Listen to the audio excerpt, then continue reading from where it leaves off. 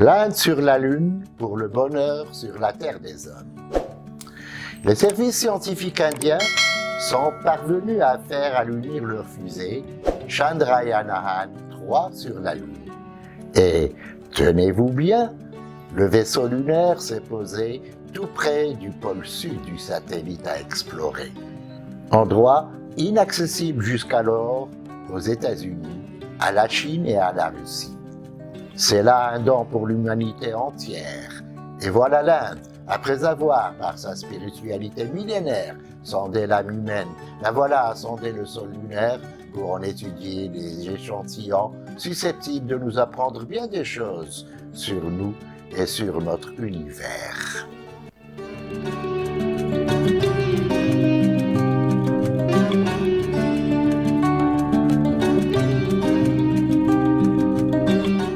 Oui, l'Inde. Voilà une destination bien mythique. Le pays des merveilles par excellence, et ce, depuis la nuit des temps. Un polygraphe, S.M. Saudi, dans ses Prairies d'Or, je ne me rappelle pas très bien, rapporte que Khosroès avait envoyé un émissaire afin qu'il lui rapporte les plus beaux joyaux de l'Inde. Après 4 ans de pérégrination dans ce pays, celui-ci revient et remet aux pieds du puissant Shah un jeu et un livre. C'était le Chaturanga ou Shataranj, les échecs aujourd'hui, et le Bidpai, contenant des fables dont les héros sont 2 renardeaux.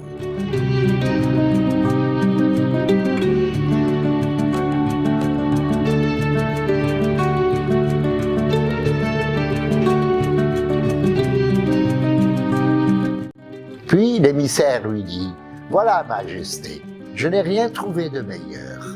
Les fables sont passées au monde depuis Ésope jusqu'à La Fontaine, en passant par Ibn Muqaffa, qui en avait fait une traduction arabe sous le titre Kalila et Dimna.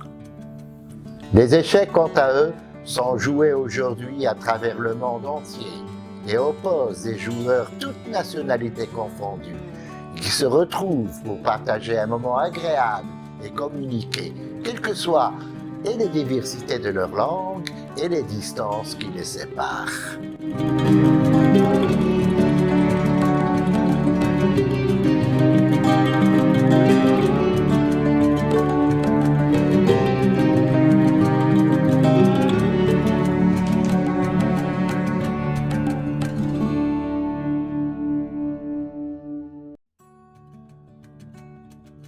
Mais l'Inde est aussi par ses hommes et les enseignements qu'ils nous ont légués à travers les âges.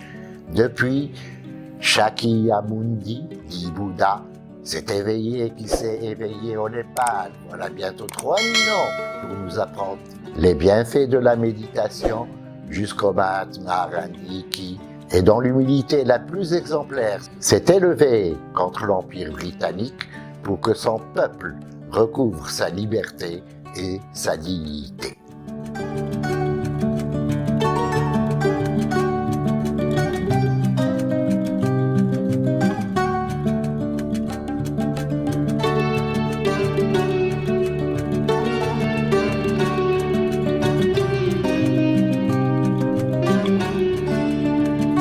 En hommage à cette foisonnante civilisation 3 fois millénaire, nous avons conçu cette vidéo qu'on a réservée à l'un de ses nombreux chantres, Rabindranath Tagore, en présentant à nos navigateurs des échantillons de sa poésie, ô combien méditative, de son recueil de poésie, le Sintalaji, une corbeille fleurie.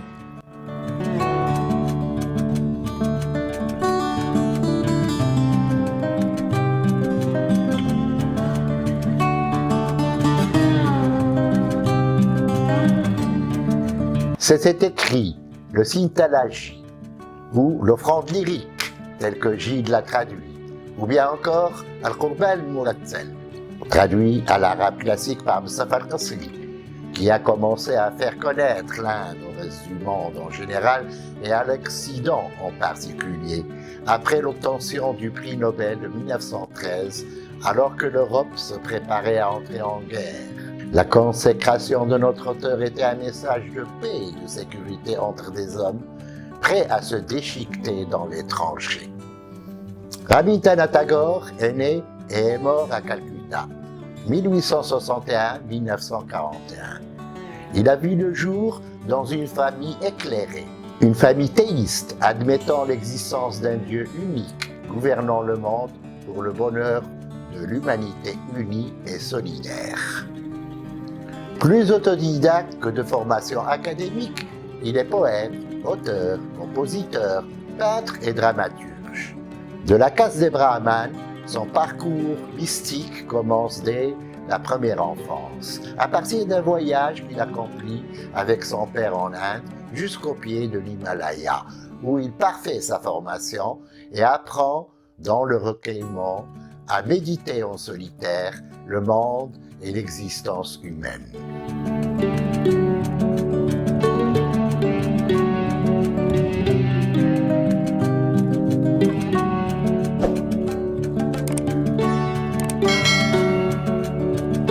La perte de sa femme et de 2 de ses enfants n'ayant pas encore atteint l'âge adulte, pour accablant qu'il fut, n'a pas été pour anéantir ses activités intellectuelles et son combat contre le système traditionnel des castes. Son mysticisme, bien que s'inspirant de l'ascétisme hindouiste et du soufisme oriental de Shirazi, est imprégné d'ardeur et de dynamisme et n'est pas sans rappeler le soufisme maghrébin, où le véritable saint est celui qui fait de sa pioche son chapelet, et plutôt que de demander à Dieu de le protéger des dangers, Tagore lui demandait la force de les affronter. L'art pour lui réside dans tout beau, exprimé par un surplus d'émotions, et sa poésie se veut une passerelle d'amour entre le moi et le soi.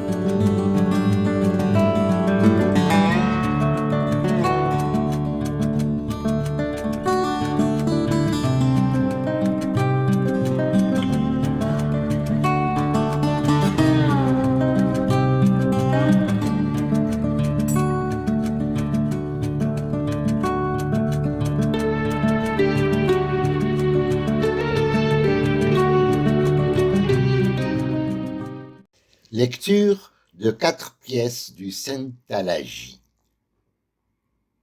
Version de André Gide, l'offrande lyrique, et Al-Qurban Murattal en arabe par Mustafa Al-Qasri. Pièce 1. Tu m'as fait infini, tel est ton bon plaisir. Ce frêle calice, tu l'épuies sans cesse et le remplis sans cesse à neuf de fraîche vie. Cette petite flûte de roseau, tu l'as emportée par les collines et les vallées, et tu as soufflé au travers des mélodies éternellement neuves. À l'immortel toucher de tes mains, mon cœur joyeux échappe ses limites et se répand en ineffables épanchements. Tes dons infinis, je n'ai que mes étroites mains pour les saisir, mais les âges passent, et tu verses encore, mais toujours il reste de la place à remplir.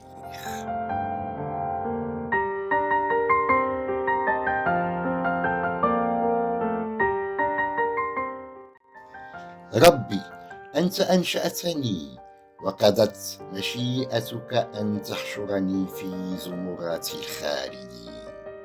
أنت لا تني تفرغ هذه الكأس ثم لا تني تملأها متجددة طافحة بالحياة. حملت معك هذا الناي البسيط عبر الأودية والتلال ونفخت فيه من روحك أناشيد لا تفتأ تتجدد نغماتها، وعند لمسات أصابعك السرمدية تحررت نفسي المطمئنة من قيودها، وانتشر حنان فؤادي انتشارا لا يبلغ الوصف مداه. ليس لي سوى يدي القاصرتين عن حمل نعمك الدائمة، فالعصور تمر تلو العصور وأنت لا تفتأ تفيض من كرمك على عالمي. ولن يزال هناك أبد الدهر مكان من الكأس لا تفتر تملأه من هباتك وعطاياك.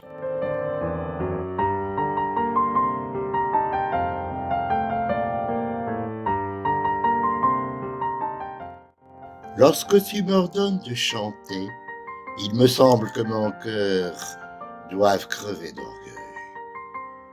Et je regarde vers ta face, et des pleurs me viennent aux yeux. Tout le roc et le dissonant de ma voix font en une seule suave harmonie. Et mon adoration éploie les ailes comme un joyeux oiseau dans sa fuite à travers la mer. Je sais que tu prends plaisir à mon chant. Je sais que, comme un chanteur seulement, je suis admis en ta présence. Mon chant, largement éployé, touche de l'extrémité de son aile tes pieds que je désespérais d'atteindre. Ivre de cette joie de chanter, je m'oublie moi-même et je t'appelle mon ami, toi qui es mon Seigneur. حينما تقضي على مشيئتك أن أرفع عقيرتي بغناء، أحسب أن قلبي يكاد ينفطر من الزهو والاستعلاء، ثم أتوجه بالنظر إلى وجهك الكريم فأشعر بدموعي تترقرق في جفوني. كل ما في وجودي من حشرجة ونفور يدور صوته في هرمونيا عذبة واحدة، فتبسط عبادتي إياك جناحيها على الكون كطائر سعيد يحلق معلقا نحو البحار. أعلم أنك تستعذب غنائي ويحلو لك نشيدي، وأعلم أنني لن أحدو بالمثول بين يدي حضرتك إلا كمنشد يشدو بالغناء. غناي الذي بسط جناحيه واسعين طالقين لمس بطرفه قدميك اللتين كنت يئست من الوصول إليها. أسكرتني خبطة الغناء فذهلت عن نفسي وناديتك يا حبيبي أنت ويا ربي.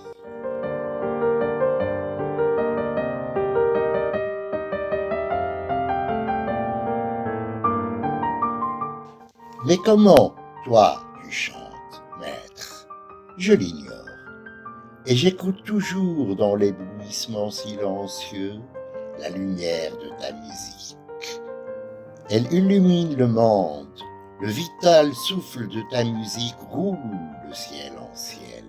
Le flot sacré de ta musique à travers les digues de pierre se fait jour et se précipite. Mon cœur aspire à se joindre à ton chant, mais s'efforce en vain vers la voix. Je parlerai, mais aucun chant ne se forme de mon langage, et je me lamente, confus. Ah, tu as fait mon cœur captif, maître, dans le lac infini de ta musique.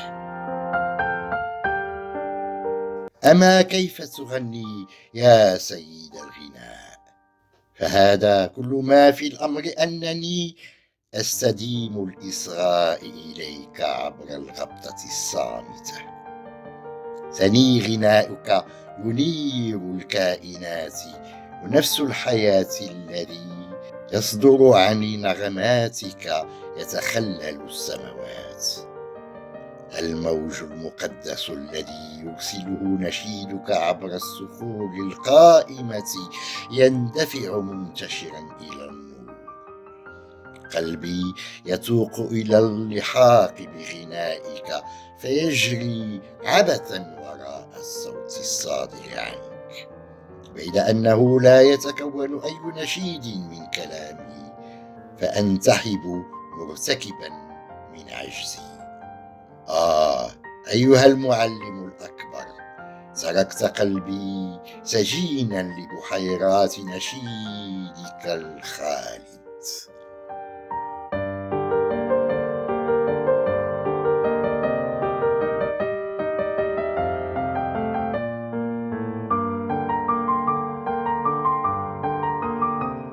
vie de ma vie. Toujours j'essaierai de garder mon corps pur, sachant que sur chacun de mes membres repose ton vivant toucher. Toujours j'essaierai de garder de toute fausseté mes pensées, sachant que tu es cette vérité qui éveille la lumière de la raison dans mon esprit. Toujours j'essaierai d'écarter toute méchanceté de mon cœur et de maintenir en fleurs mon amour, sachant que tu as ta demeure dans le secret autel de mon cœur. Et ce sera mon effort de te relever dans mes actes, sachant que c'est ton pouvoir qui me donne force pour agir. يا حياة حياتي، سأحاول الحفاظ مدى العمر على طهارة جسمي، عالما أن لمساتك الحية تمر مسريحة على كل عضو من أعضائي. سأحاول مدى الحياة الحفاظ على أفكاري طاهرة مطهرة من كل مين وزور، عالما أنك أنت الحق الذي يوقد نور العقل في عقلي. سأحاول مدى الحياة تطهير قلبي من كل خبث ودرن، وجعل حبي متفتحا كالزهرة، عالما أنك سكنت معبد أعماقي. وسأجتهد لكي تتجلى يا رب في أعمالي، عالما أن قدرتك هي التي حبتني قوة السعي والكد. Les textes traduits que nous vous proposons ici sont passés du sanskrit au bengali, pour que Tagore lui-même en fasse une traduction anglaise pour l'obtention du prix Nobel 1913. Par la suite, André Gide, séduit par le texte anglais, en fait une traduction française sous le titre « L'offrande lyrique ».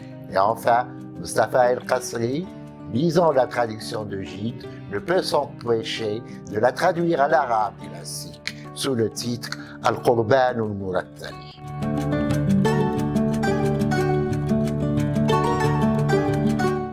Ce texte, en passant d'une langue à l'autre, passe également d'un univers sémantique à un autre tout à fait différent, d'une encyclopédie à une autre, et enfin, il passe aussi d'une culture à l'autre. À se demander ce qu'il en est advenu du texte d'origine. Pour nous, tout en gardant ses caractères propres, il ne peut avoir été qu'enrichi de la culture d'accueil, vu le talent des traducteurs, Tagore, Gide, El-Qasri. Enfin, tant de choses à dire concernant ces passages, à élucider, développer et analyser, aussi pour apprécier chacun des textes ou versions obtenues à sa juste valeur. Toute une laborieuse besogne qu'il appartient aux spécialistes d'effectuer et de développer. Néanmoins, le Sitalaji étant une invocation et une longue prière s'élevant vers le ciel, nous demeurons quant à nous persuadés que la version arabe se distingue par, je dirais, un plus, pour le simple fait que parmi les langues vivantes, du moins, la langue arabe est à ce jour la langue liturgique par excellence. Elle a donc gardé une longue continuité d'une littérature millénaire.